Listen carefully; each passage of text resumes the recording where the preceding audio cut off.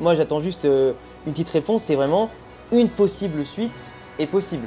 Oui. Pour cette vidéo, j'ai eu la chance de rencontrer et interviewer Vincent et Flavien, deux des créateurs de Galactic Football. Nous avons pu discuter ensemble de la création de la licence, sa production et son évolution en abordant les problèmes liés à la saison 3 qui ont entraîné aussi la fin de la série. On a parlé du retour possible de la licence et sous quelle forme et qui ne dépend que de vous en partageant cette vidéo, en l'écoutant jusqu'au bout et en soutenant le projet de Flavien et de Vincent qu'ils vont présenter dans cette vidéo. Écoutez bien toute l'interview pour ne rien manquer des infos exclusives qu'ils vont donner et ne manquez pas non plus certaines informations en description. Bon visionnage à tous. Bonjour à toutes et à tous, c'est Alexandre, j'espère que tout le monde va bien. Aujourd'hui on se retrouve dans le Buena Honda Café à Paris 11 pour notamment une interview exceptionnelle aujourd'hui que je pensais vraiment jamais faire, en tout cas sur ma chaîne YouTube. On est en présence de Vincent et Flavien qui ont travaillé sur Galactic Football, qui ont même un très grand rôle sur Galactic Football et qui vont aujourd'hui parler notamment de la possible suite de la série et simplement la reprise de la série. Comment ça va les gars ?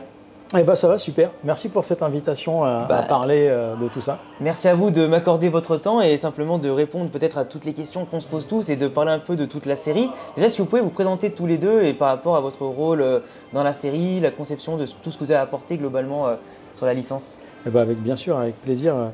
Galactic Football, c'est une longue aventure. On a commencé il y a une vingtaine d'années et au début, moi, j'étais un peu l'initiateur du projet et quand on parle juste d'organisation, je suis un auteur littéraire, c'est-à-dire que je fais partie de ceux qui ont écrit les bases du concept et de l'histoire de Galactic Football.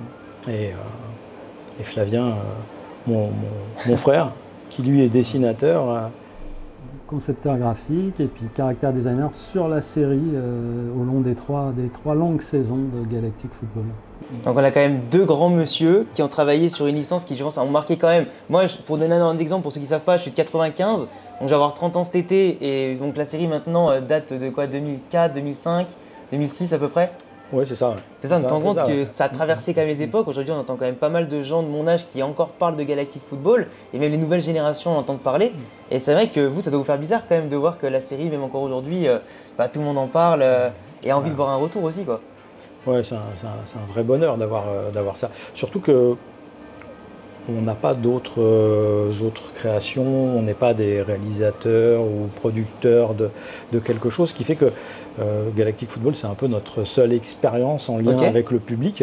Et il n'y a pas un mois qui se passe sans que je reçoive un mail ou un message Facebook qui me dit, soit quelqu'un que je connais qui me relance, soit quelqu'un que je ne connais pas qui me dit, soit en français, soit même en polonais. Ou ça peut être une dernière en polonais, c'est pour ça que je pense à ça, mais dans n'importe quelle langue, la suite, elle arrive quand ? Parce que c'est multiculturel, finalement, ça a traversé les frontières de la France pour arriver. Ça, c'est aussi une belle consécration. C'est-à-dire que ça a dépassé la France, que ça va, comme tu viens de le dire, en Pologne, en Espagne, en Italie, et qu'aujourd'hui, beaucoup de monde en parle. Et Flavien, je pense que toi, tes Cara Design, beaucoup de gens t'en ont parlé en disant que c'était quand même super et que les personnages étaient stylés, ça devait te faire quelque chose quand même. Ouais, c'est ce que je dis dans mon boulot, là, je croise pas mal de gens qui ont la trentaine, donc ça fait un peu bizarre, mais qui me parlent de Galactic et que c'était une série qu'ils appréciaient quand ils étaient plus jeunes. Donc, et tu te rends compte que, et même aujourd'hui, tu vois que tu as un style presque inimitable, parce qu'aujourd'hui, quand tu reconnais, quand tu vois les Cara Design que tu as créés de Galactic Football, on sait que ça vient de Galactic Football. Tu vois, les gens aujourd'hui, quand ils parlent de D-Joke, parce que tu as des personnages comme ça, comme Rocket et Micro Ice par exemple, Tia, Mai, etc., c'est vraiment quelque chose qui est fort et qui est marque. Donc toi, en tant que dessinateur, c'est aussi une consécration de te dire que les gens, ils ont en tête toujours les personnages que tu as dessinés, quoi. Ah ouais, non, ça fait plaisir, c'est sûr, ça fait chaud au cœur, mais il y a eu un long chemin avant d'arriver à ces designs que vous connaissez, quoi. Ouais, parce que tu as eu pas mal de prototypes différents, tu as eu pas mal d'idées avant d'arriver à ce processus final, quoi. Ouais, je crois que les premiers développements sur Galactic Football, ça doit être quelque chose comme 2002, 2003. Et donc, ouais, il a fallu 4 ans pour arriver à... 3-4 ans pour arriver à... Pour faire un banger. Ouais. Oui, parce que d'abord, ça commence par du développement. Le développement, c'est donc la phase où on commence à faire des croquis, à se dire l'histoire, elle pourrait raconter ça.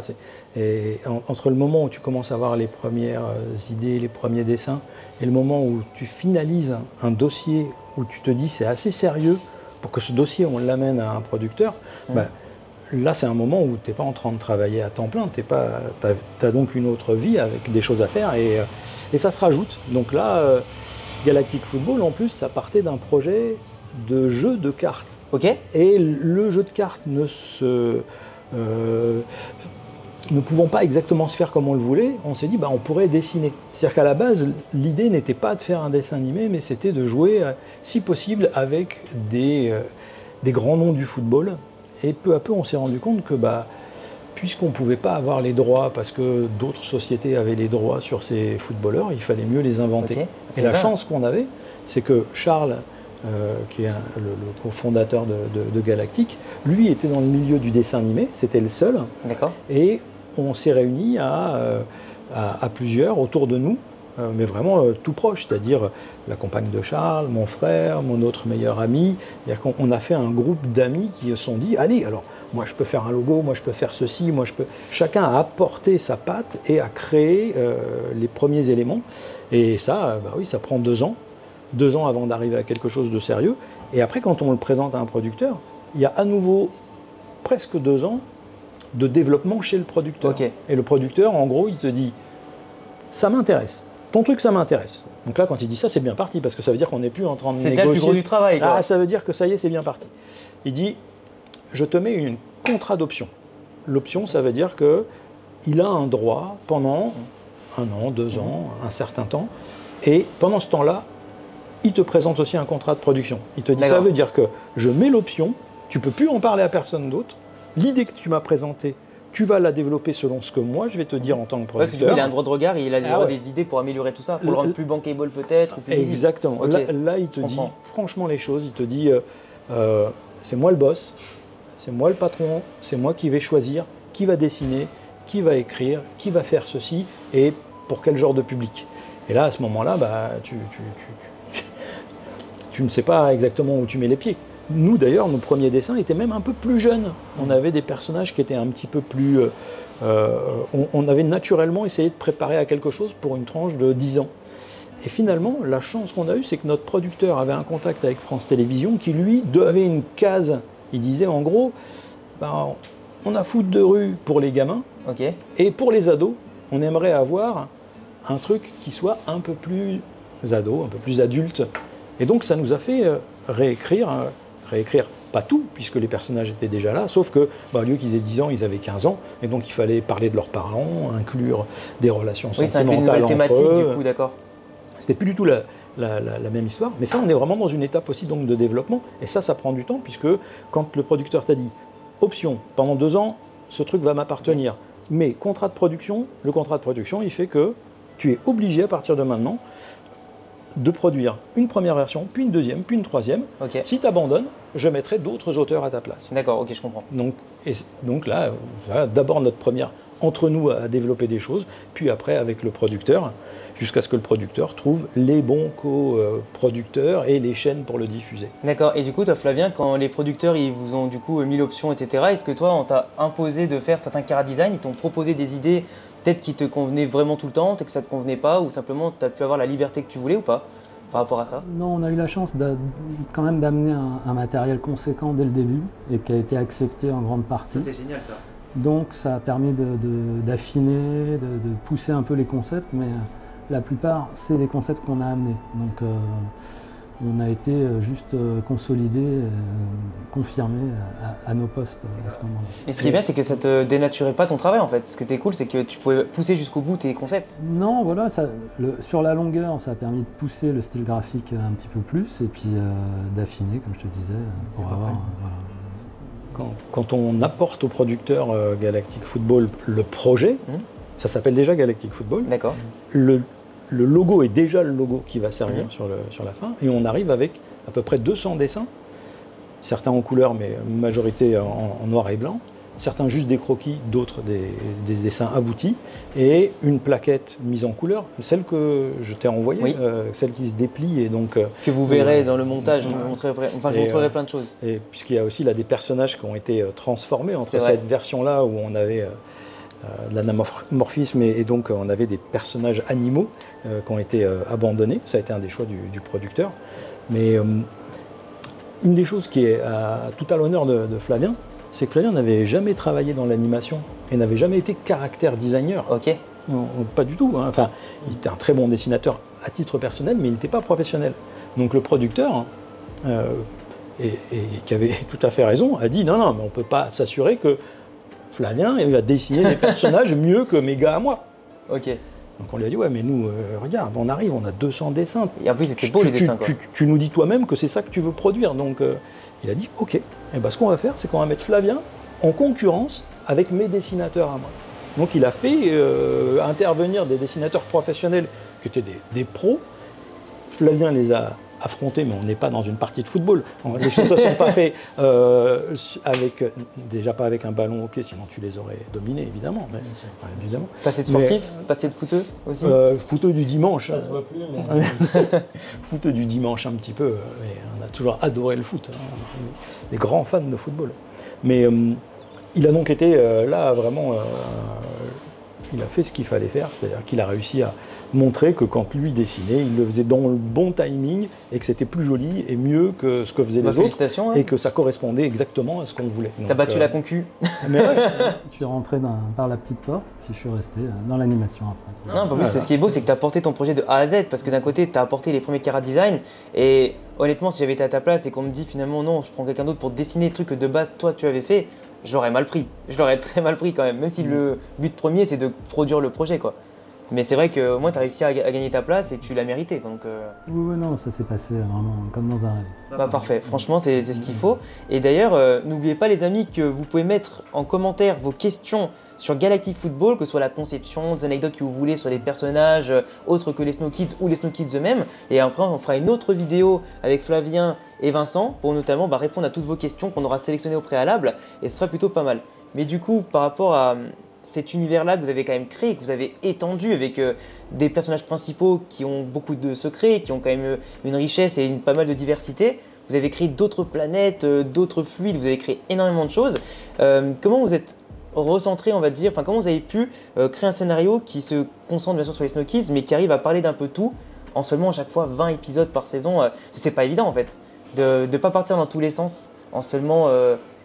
c'est le travail aussi du producteur de nommer un directeur d'écriture. À l'époque, c'était Jean-Philippe Robin. Oui, qui était donc il y a une équipe littéraire qui se fait entre quelqu'un en interne chez le producteur et il fait venir quelqu'un en externe qui va être justement le patron des scénaristes et qui va nommer l'équipe de scénaristes. Donc là, c'est une étape folle. Mais il faut bien se rendre compte aussi que quand on écrit pour la télé ou pour, je pense pour le cinéma, je ne le fais pas, mais c'est juste pour dire que quand on écrit une histoire, en fait, eh bien, en fait, c'est fou, mais il faut enlever plein de choses. Ouais, on te montrait tout à l'heure, il y a des personnages qu'on avait créés et qu'on n'a pas pu rentrer. Mais déjà, parce que quand on a présenté Galactic Football, les gens nous ont regardé, ils ont dit mais ça va pas dans votre tête. Vous voulez raconter une histoire qui suit ? Ça n'existait pas en animation. Si les autres dessins animés, c'était un dessin animé, on pouvait faire le numéro 7, arriver l'épisode 8, arriver l'épisode 20. Dans tous les sens, il y avait nous, pas d'ordre. On a dit, nous, c'est pas possible. Tu peux pas mettre la finale au Genes Stadium en numéro 2 alors que l'équipe elle n'est pas composée. Bah ouais, c'est pas normal. Donc déjà, il a fallu se battre pour que l'histoire qu'on allait raconter, elle se tenait suffisamment bien pour qu'elle puisse être au cordeau du début jusqu'à la fin. Mais il fallait aussi enlever plein de choses pour ne se concentrer que sur quelques personnages, parce qu'on nous a dit aussi, mais vous êtes tarés, vous voulez une équipe, le football c'est 11 joueurs. Donc vous avez réduit à 7 et 7. On a dit on va faire 5. On a essayé de ramener à des choses qui étaient moins grosses, et on nous a dit, écoutez, au maximum, mais aucun joueur sur le banc de touche.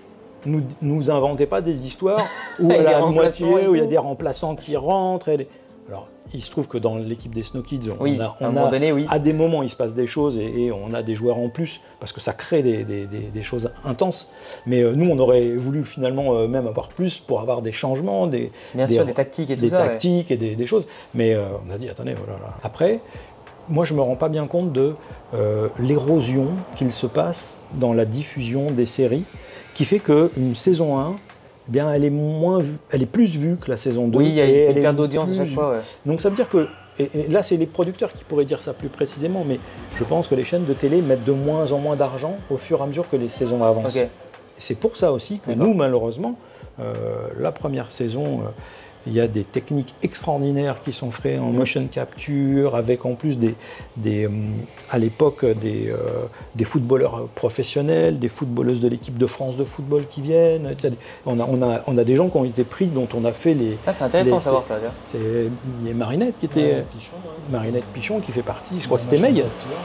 Enfin May et puis peut-être même d'autres filles, puisque peu importe, une fois qu'on avait le mouvement, on pouvait transformer les traits du corps pour le faire s'adapter. Mais c'est ça qui faisait aussi le réalisme de Galactic Football, c'est qu'on voyait bien que c'était réel. Oui, c'était beaucoup plus réel que le foot de rue par exemple. Ça c'est saison 1. Saison 2 et 2 en réut et moins en créa. Et la 3, plus du tout. Et voilà, la 3, on coupe, et c'est là où il faudrait savoir des détails, mais je pense que malheureusement c'est comme ça la plupart du temps dans les prods. Ok, bah, du coup tu m'as fait une passe décisive pas mal, parce que du coup la saison 3, on va parler un petit peu des choses qui fâchent. Au-delà de malheureusement, peut-être après, je sais pas ce qu'ont pensé les gens globalement à la saison 3, on sent quand même qu'elle se finit pas forcément comme les gens voulaient, peut-être pas aussi comme vous vouliez par rapport à tout ça. C'est très brutal, les personnages disparaissent pour certains, on ne les retrouve pas, on finit sur des questions sans réponse. Pour vous, comment vous l'avez vécu cette saison 3 justement? Et est-ce que vous voulez raconter finalement? Parce qu'il manque beaucoup de choses.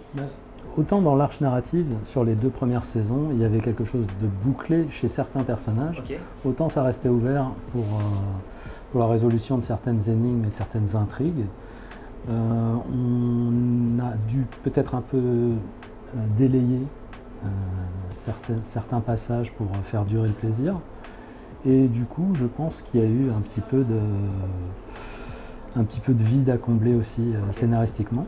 Mais globalement, ça s'en ressent pas trop dans le rythme. La fin abrupte, c'est sûr, elle amène beaucoup de frustration chez les spectateurs, d'où ce dont on va parler ensuite. Oui. Mais je pense que surtout ce qui se ressentait, c'était l'aspect technique dont on parlait, la fin de l'utilisation de la motion capture et du coup des séquences de foot qui étaient bien moins criantes de vérité et bien moins percutantes. Donc, du coup, c'est ce qui ramenait un petit peu tous les fans de football, ce qui les contentait sur les 2 premières saisons. Là, on les a perdus un petit peu peut-être là-dessus. Oui, en plus avec les petits changements dans le scénar, peut-être aussi la répétitivité sur certains points, qui peut-être, ça c'est encore autre chose, et peut-être que vous n'avez pas la main sur absolument tout. Mais c'est vrai que cette fin, comme tu viens de le dire, a laissé une fin amère dans la bouche des gens et dans l'esprit des gens.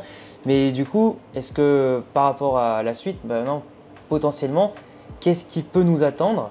Et cette amertume, elle a du bon parce que tu vois, même 20 ans après, il y a encore une attente. Des millions à travers l'Europe qui attendent tu vois, la suite. Et justement, en parlant d'une potentielle suite, est-ce que vous pouvez nous parler d'un éventuel projet qui peut être fait sur cette suite? Est-ce qu'une saison 4 est possible? Sous quelle forme? À vous de nous dire. Les gens sont tout à vous là.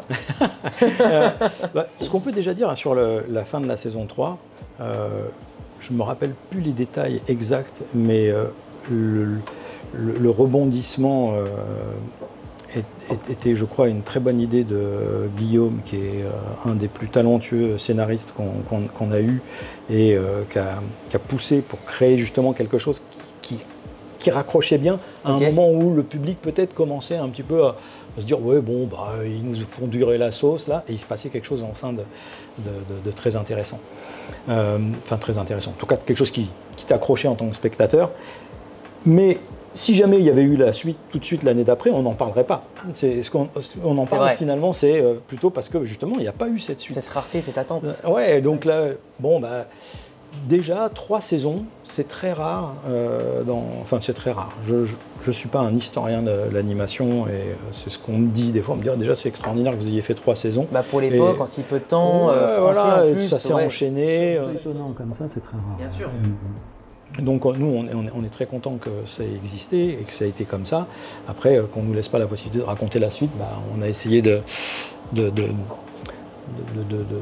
réagir, de faire des choses, mais à partir du moment où l'auteur vend le projet, il n'en est plus le propriétaire. D'accord. C'est-à-dire qu'à partir du moment où on a cédé nos droits et on dit, bah voilà, vous le producteur, on vous croit, vous allez faire du bon boulot. Et c'est ce qu'on a fait, on a cru notre producteur et il a fait du bon boulot.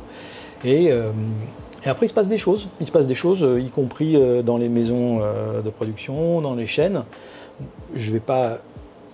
J'ai pas été là à toutes les décisions, mais notre producteur est parti, notre maison de production a été rachetée. Ouais. Il y a des choses qui ont fait que déjà même l'équipe qui a accompagné Galactic Football a été là pendant longtemps, mais puis d'un seul coup, on a perdu un membre, 2 membres, 3 membres. C'est éparpillé, vous n'aviez plus le rôle central en fait, dans les décisions, même simplement dans la pas création. Nous, vraiment, même l'équipe des producteurs, c'est-à-dire on parle là des salariés qui étaient dans la maison de prod. Donc là, il n'y a vraiment plus de repères pour la série, que ce soit des créateurs de base, puis de ceux qui produisent. Une fois qu'il y a un nouveau producteur, directeur qui est arrivé et qui a dit « Bon, alors, qu'est-ce qu'on va faire maintenant ?» Naturellement, comme tous les producteurs, il se dit « On va faire du neuf ». Il ne se dit pas « J'arrive et puis je regarde dans les cajots ce que vous avez, puis on va essayer de refaire la même chose ». Non, donc déjà, les personnes nouvelles arrivant font que naturellement, ton projet, il passe sous la table. Il n'est plus sur le coin du bureau, il passe en dessous. Après, il va passer au fond de la pièce, après il va passer dans la réserve. Mais et en temps, tu as des dossiers qui s'accumulent. Et tu en as des nouvelles propositions, et ils veulent faire du neuf. C'est aussi l'évolution des mentalités, du public, des hypes, du moment, et peut-être qu'eux, ils veulent capitaliser sur peut-être les tendances, je sais pas, des fois un animé plus high-tech, plus robotique, ou on ne sait pas, il y a eu à un moment donné pas mal d'animés comme Code Lyoko qui commencent à grimper, il y a eu pas mal de choses. Donc c'est vrai qu'il y avait peut-être des tendances qui se dessinaient, et c'était un peu compliqué. Nous, on a eu donc notre producteur a été racheté par notre maison de production Alphanim, rachetée par Lagomon. Okay. Mastodonte de la production internationale, français mais internationale, et avec une petite partie d'animation. C'est pas son métier principal, donc j'imagine que c'était pas la priorité chez eux. Et la dernière fois, c'était aux alentours des années 2016-17, on est revenu vers eux en disant bon si vous ne voulez pas produire la suite et pas produire de saison 4, on peut vous proposer d'en faire une BD numérique sur la base de ce qui se fait aujourd'hui, c'est-à-dire le webtoon, ces fameuses BD qu'on scrolle et c'est très addictif. Très addictif. Très addictif. Et beaucoup plus facile à produire que ce qu'on avait à produire en animation. Donc on a discuté avec eux et à cette époque-là, la chance qu'on a eue, c'est qu'il restait encore une personne.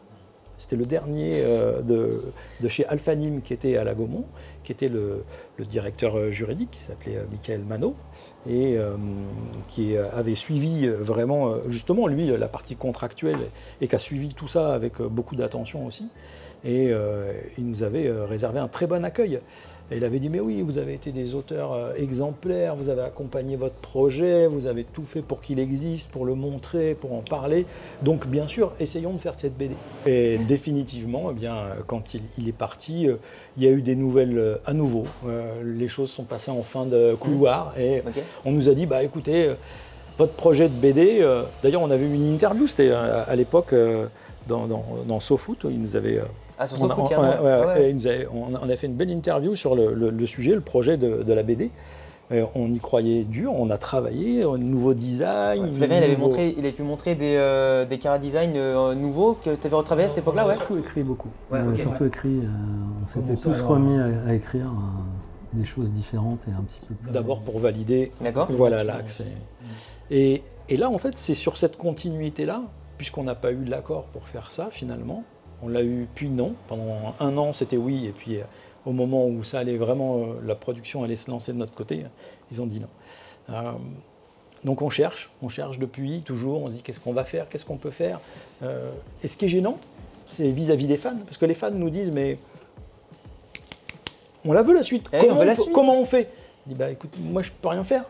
Et je leur dis des fois, envoyez une lettre à Lagomon. Mais je me dis, en disant ça, je me doute que ça ne sert strictement à rien. Ouais, parce qu'eux, ils ont les pouvoirs, ils se disent pourquoi on va, entre guillemets, déterrer une licence qui a plus de 20 ans. Eux, ils se rendent pas compte, en fait, parce que peut-être que c'est les anciens producteurs ou simplement, c'est vrai que comme la com a énormément évolué, encore plus maintenant à l'ère des réseaux, c'est vrai qu'aujourd'hui, est-ce qu'il y a vraiment une possibilité, simplement, de voir cette saison 4 ou cette suite, simplement, sous une autre forme, qu'elle soit d'un animé ou, comme tu disais, d'une BD, d'un webtoon? Alors, le producteur ne veut pas qu'on fasse un produit à lui sous licence à l'heure actuelle. Donc, mais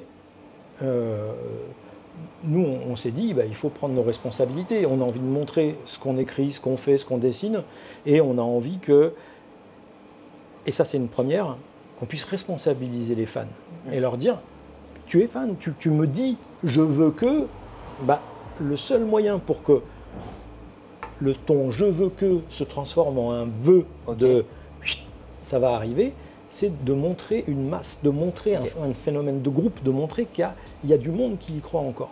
Et le seul moyen, là on a rejoint une aventure qui est celle de l'Association internationale des fans de Galactic Football. Donc déjà, il y a un groupe qui dit on y croit encore, ça nous a fait plaisir. Ouais. Ils nous ont dit si vous êtes les créateurs, vous ne pouvez pas nous faire un peu de fanfiction. Alors on a dit on peut faire quelque chose qui serait nouveau.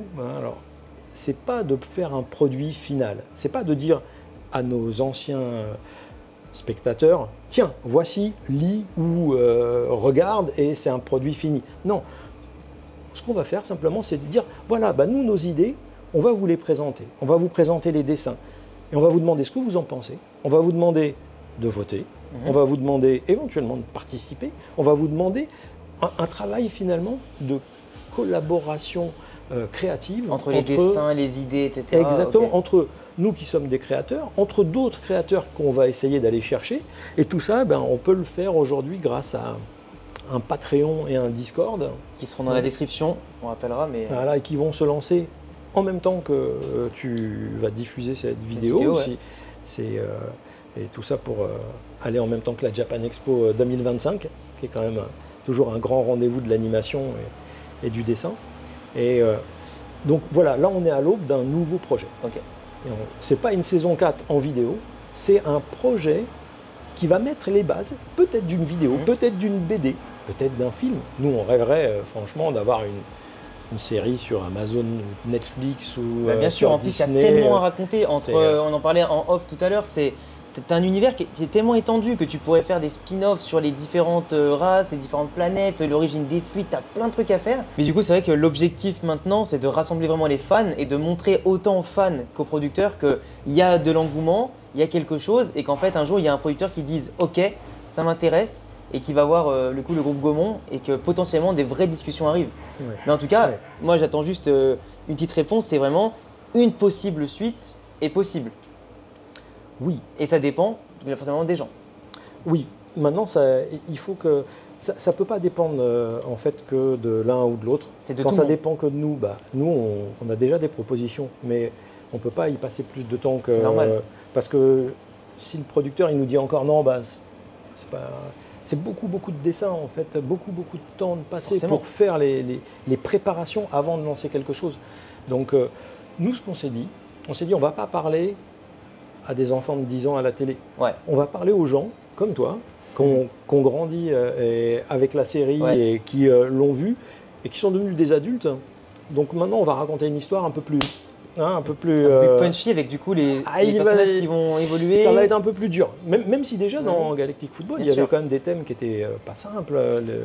Il y avait des histoires politiques, il y avait plein de choses qui faisaient que c'était pas une histoire de gamin. Mais là c'est pareil, on va essayer de monter encore un petit peu un cran. Et puis même vous avez aussi évolué à travers le temps. Donc en fait en 20 ans, forcément vous avez aussi changé un petit peu. Et peut-être que vous avez envie de raconter d'autres choses. Finalement. Oui. C'est sûr que si jamais on s'était posé la question en 2003 de là où on en est aujourd'hui, est-ce qu'on ferait la même chose?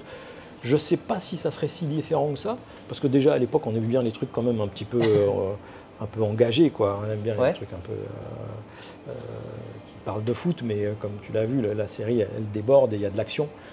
Donc là on veut aller là-dedans, on veut aller dans quelque chose d'un petit peu développé pour que les publics à l'époque qui nous ont suivis se disent je m'y retrouve, j'ai la suite, je comprends enfin ce qui s'est passé à la fin de la saison 3. Enfin des réponses à toutes leurs questions, ou du moins presque, pour laisser un peu de mystère. Mais on n'a pas voulu se dire on va faire la suite tout de suite après les événements de la fin de la saison 3. Parce que si on fait ça, ça veut dire qu'on raconte. Et ça aurait été le travail du producteur il y a 10 ans, de dire je fais la suite de ça.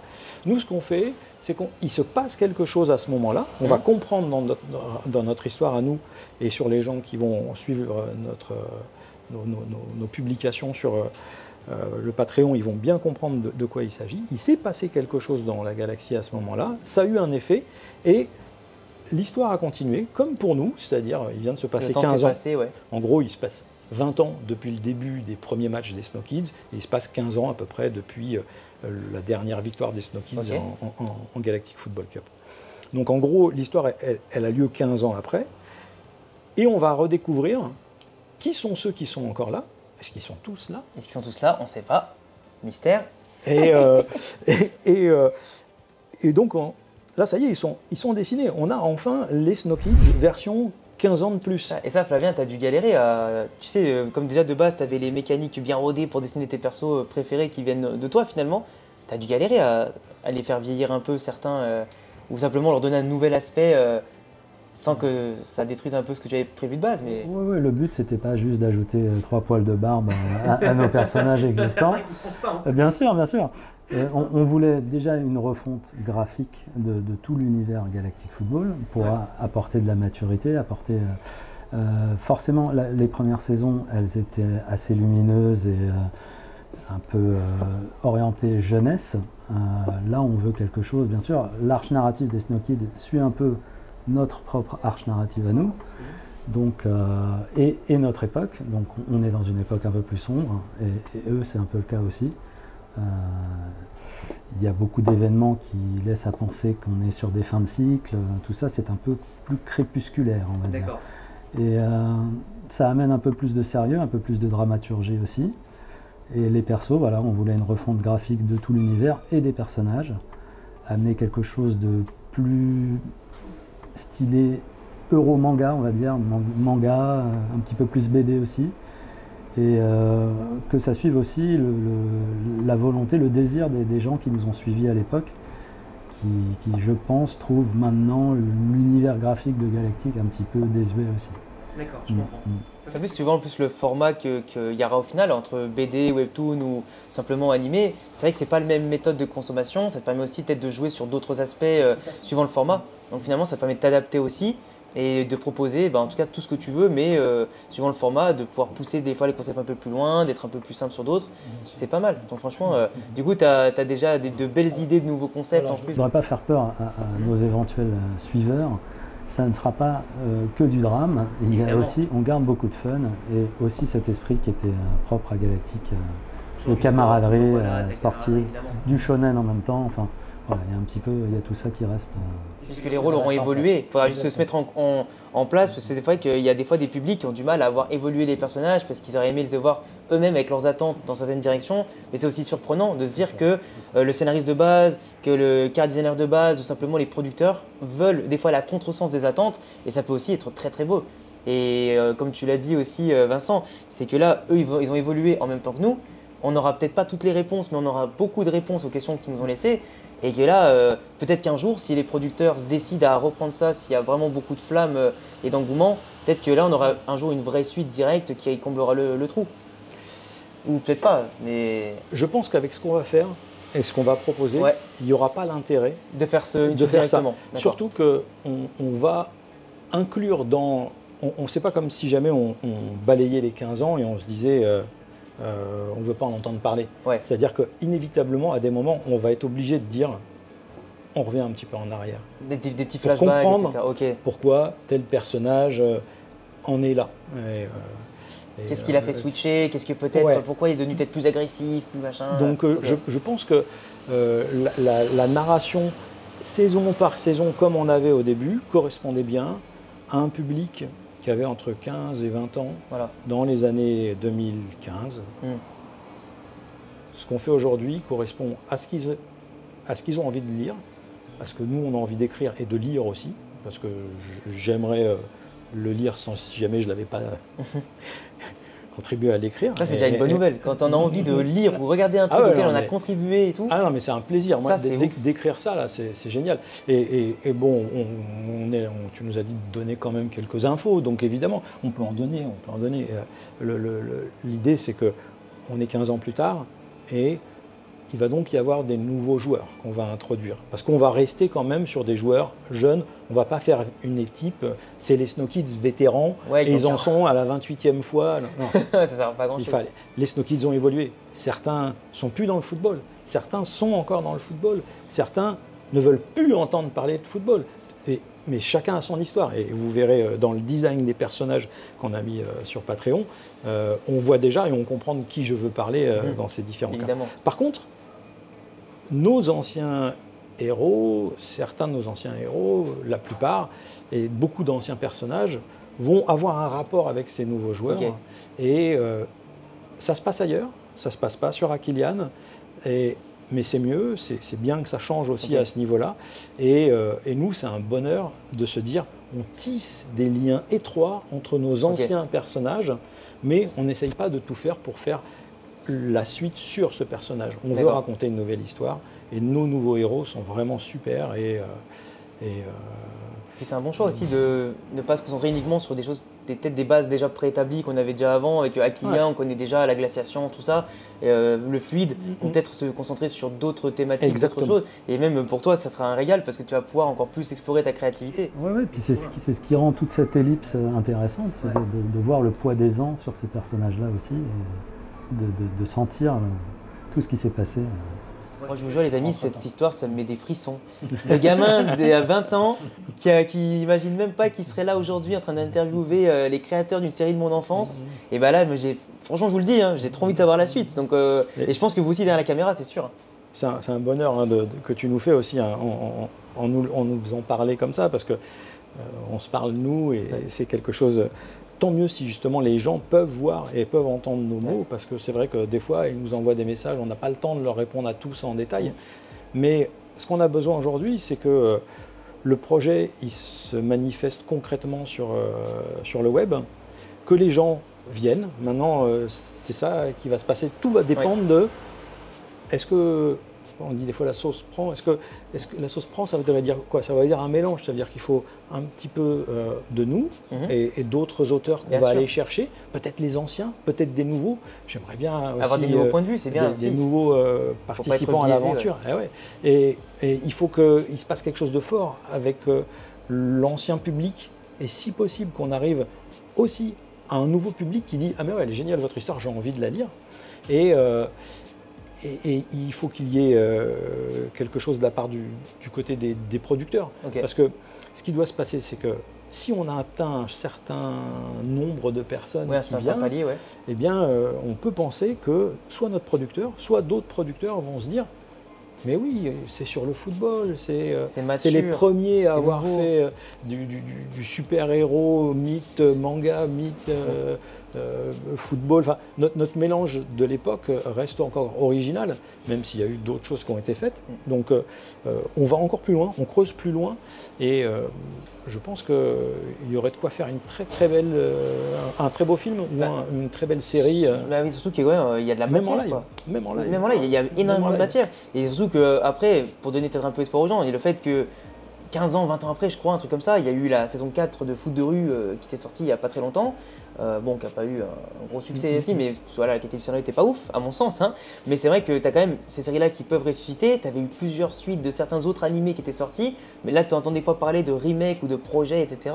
Donc c'est vrai que là aujourd'hui, les gens qui attendent en plus quelque chose peut-être encore plus mature, plus intéressant, avec de nouveaux aspects, on attend que ça. Et puis après, c'est sûr que si les gens soutiennent et que derrière il y a pourquoi pas des spin-offs sur des points clés qu'on aurait pu développer le temps d'une BD ou quoi sur la série, ça vous ouvre beaucoup de possibilités.